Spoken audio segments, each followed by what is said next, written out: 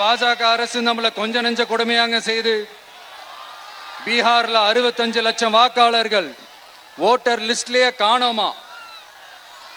இது என்ன பெரிய விஷயம்? இதை தாண்டி இன்னொரு விஷயம் இருக்கு. இந்த எதிர்கட்சிகள்லாம் ரொம்ப சிம்பிளா சொல்ற மாதிரி சொல்லணும்னா, ஓட்டு திருட்டு. வீட்டு நம்பர் 0ன்னு போட்டெல்லாம் ஓட்டர் ஐடி கார்டு கொடுத்துருக்காங்கன்னா பாத்துக்காங்களேன்.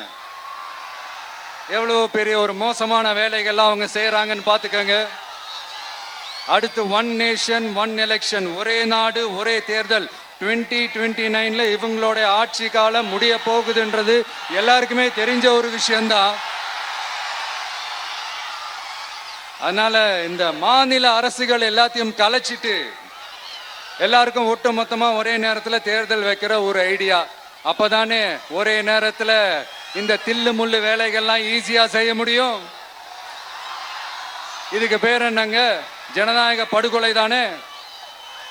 அடுத்து டீலிமிட்டேஷன், பார்லிமெண்ட் தொகுதிகள் மறுசீராய்வு.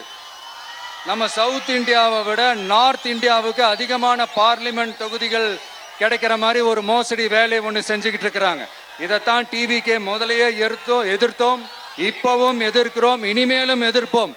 அதனால் இந்த SIR, one nation one election, delimitation இதெல்லாம் எதிர்கட்சிகளை அழிக்கிறதுக்காக ரொம்ப ரொம்ப முக்கியமா நம்ம சவுத் இந்தியாவோட அந்த பவரை குறைக்கிறதுக்காக செய்யப்படுற ஒரு மோசடி வேலைகள்.